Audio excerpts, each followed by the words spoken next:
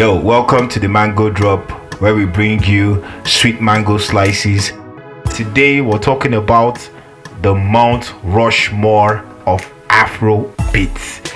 Okay, so if you're not familiar with the term Mount Rushmore, this is just a big sculpture of four. I don't know, you might have seen it in movies or in music, or you might have seen pictures. It's often talked about, even in cartoons especially. They always have like in depiction of the Mount Rushmore in different cartoons and everything. But if you don't know what it is, the Mount Rushmore is a United States edifice. It is a sculpture, like a 60-foot sculpture of four of their presidents' heads. It is four of their past presidents who helped shape the country. So they are like the four presidents of the presidents. You know, when you are like a rapper's rapper, or you're an artist, like you are not just a president, you are top tier. Like they regard you as the people who helped shape the country, who did remarkable things for the country. In popular culture, people often use the Mount Rushmore as a conversation of the top four in any field. So you can say a Mount Rushmore of black actors, a Mount Rushmore of Nigerian actors. So it's like, who are the top four that their heads should be? If there was a Mount Rushmore for so who are the top four that will be on that sculpture? So a picture surface. I'm going to put the picture on right now. Yep, this is the picture. So the top dogs here in the Afrobeat space. Really, the conversation has always rallied around three, and it is Burnaboy, Wizkid, and Davido. So who do you think is the fourth person? If there was a Mount Rushmore of Afrobeats, if we were having that conversation, who would you think the fourth artist should be? So I saw this on Twitter, and it really caught my interest, because I have always thought about it, that who will be the fourth guy in this conversation. Sometimes I even think about, okay, one of them seems to be slacking right now. Who do I think is doing better that we are not even talking about, because we are so fixated on these three guys oftentimes? And it's usually because of the fans, because these three guys are the ones whose fans fight each other so much on social media. Like, it's crazy. On X especially, you have them go at it every single moment, fighting for who is the biggest of the three. So now we're putting a fourth person in the category. Who do you think the fourth person should be? So some people are arguing. Okay, before I even talk about people's opinion, I feel like we should talk about what era of music we should talk about, because if we want to go about what Mount Rushmore should be, it shouldn't just be because the new guys now are making sales in foreign currencies that are so crazy when you think about it. Like, these guys earn millions in dollars. So it's crazy when you hear it and you're like, oh shit, these guys are making this much money. But if we want to talk about impact, and if we looked at our industry, if our industry had the international appeal that it has now, if it had it like 20 years ago or 30 years ago, do we think we won't be having other people in that Mount Rushmore conversation? You know, we've had legends like Two-Face. We've had legends like even MI in his right. What are you talking about? We've had crazy people, like, I don't mean crazy in a bad way, I mean crazy like extraordinary way here. We've had like a ton of artists that the reason why we do not talk about how big they are then is because at that time we didn't have the international appeal that we have now, and the world wasn't this small then. The world was bigger, way bigger then. You know, we didn't have social media, we didn't have internet was active then, but internet is not what it is today. You get the world keeps becoming a smaller global village every day. But that being said, so I feel in this category, since we're putting Burna Boy, Wizkid, and Davido on that Mount Rushmore, I feel it will only be fair that we look at the person with the longest career. That is Wizkid. The person with the longest career is what we will use as our parameters. So Wizkid, if I'm correct off the top, I know Wizkid blew up with Holla at Your Boy. He's been around before then, but his first major hit was Holla at Your Boy, and I think Holla at Your Boy dropped 2010. Yep, I'm correct, 2010. Holla at Your Boy dropped 2010. But if I'm not correct, feel free to correct me. But Holla at Your Boy dropped 2010 and became a hit in 2010. So maybe if it dropped earlier, but it became a hit in 2010, regardless. So if you like, you make one and don't kill me if I do that mistake. But I think Holla at Your Boy dropped 2010. And if we're going to calculate that, that means between 2010 and now, that is 15 years. Correct? Yep, correct. So we'll look at only artists that have made an impact in the last 15 years. That is the person you will put on the fourth person on Mount Rushmore in this Afrobeat debate, in this Afrobeat conversation. So for me, okay, let me not even talk about what me I think. Some people were like, oh, it's Olamide. Some people said it's Rema. Some said it's Ashake. Back and forth. Some people feel you shouldn't put Rema and Ashake in the conversation because they are not. It might be like a recency bias. And some feel Olamide is not doesn't get the flowers he deserves. Blah blah blah blah blah. So there's a lot of back and forth. But if you ask me though, why is nobody talking about One Day Cole? I think these days some certain things stir our how do I put it? It stirs how we think and how we like reevaluate things. I think because Olamide, even when he's not dropping music, he's promoting new guys in the game, and he's been a very strong pillar behind a lot of people's success in the game. Like he's every year, or I'll say every 2 years, he contributes to a megastar that is going to come and reign for maybe a year or 2 or 3 and then go, and then someone else. You have Adekunle Gold, you have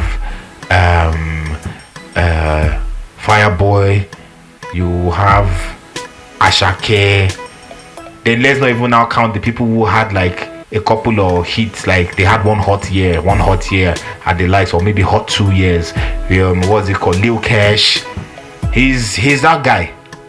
So I think for that reason, people tend to, when they remember his hits as well, they kind of subconsciously add his impact with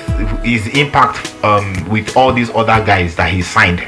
They add that impact stylishly to his numbers somehow in their heads, which I'm not saying they are wrong for doing that. Like, I'm not saying Olamide is not a worthy contender. He's worthy of being the fourth guy on that Mount Rushmore. But I'm just saying, if we're putting Olamide, if you feel like Olamide is worthy of being there, I feel One Day Cole is worthier of being there, because individually he is that guy who, even up until this day, if he drops a single, it's going to shut everywhere down, and he doesn't even really do much in terms of promotion wise like all these other guys do. I'm sure his promotion budget is not as crazy as a lot of other artists, but he ends up being like the hit of the moment with every song. He's always had a consistent era. Like anytime he releases music, it's bonkers.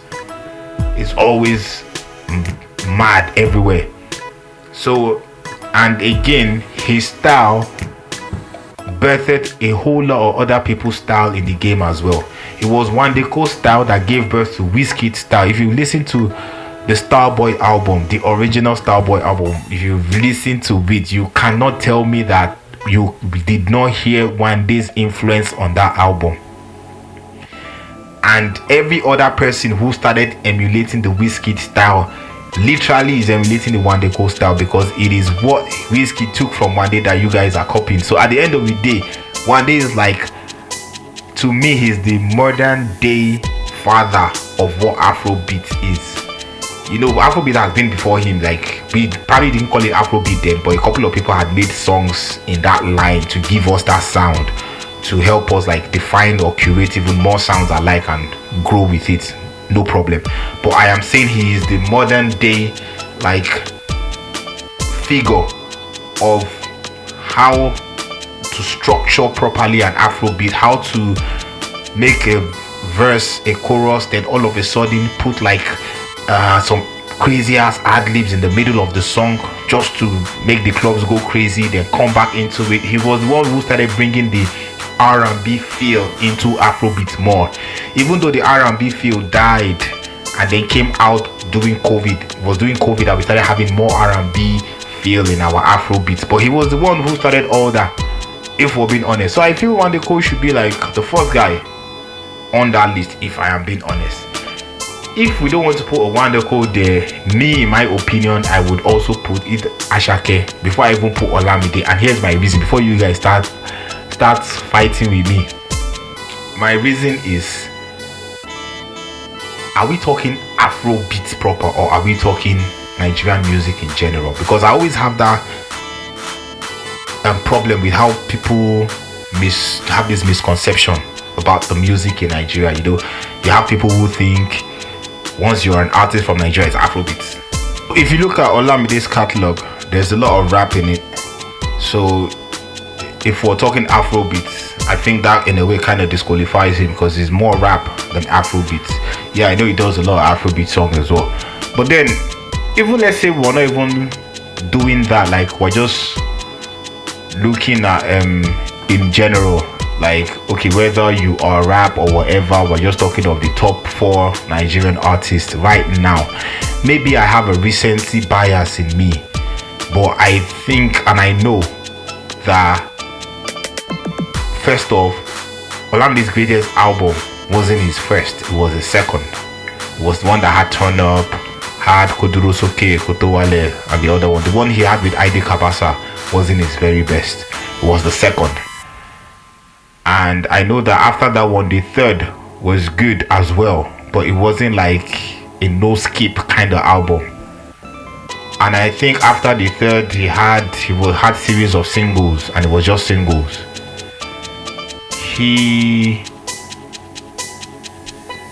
Was he like sought after, like features and everything at that time, at that era?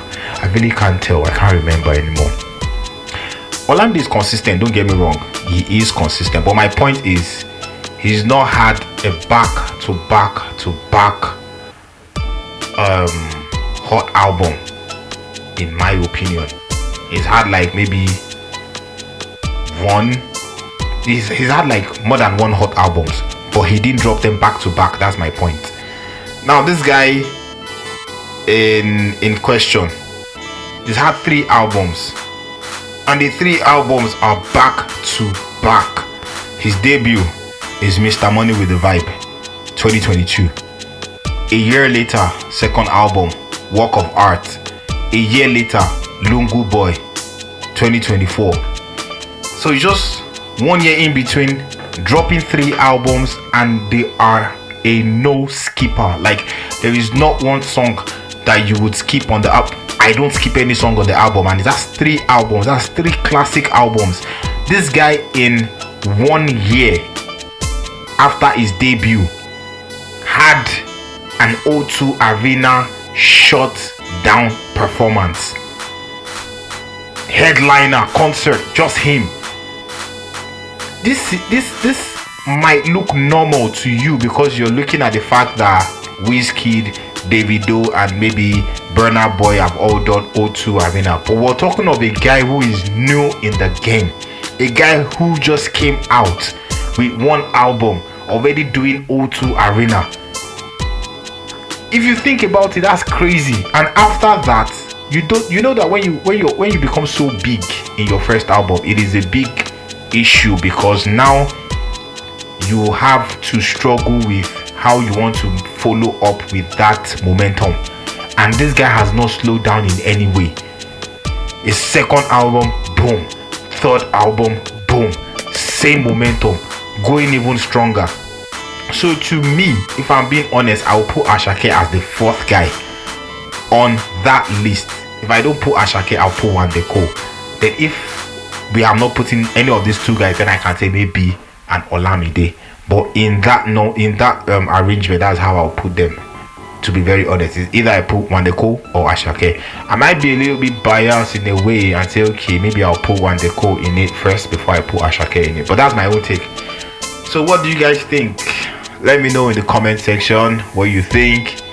Would you put Wande Coal as your 4th guy in the Mount Rushmore conversation, or is it Ashake, or is it Olamide, or is it Rema, or is it any other person? Let me know in the comment section. Alright, so if you enjoyed this content so far, a follow to the page will be highly appreciated. A like and a comment as well. Let's get this thing active because it's the mango drop. We keep bringing you slices of sweet gists that we call mangoes, but you call them gists. Okay, I'm out before I say any more corny shit.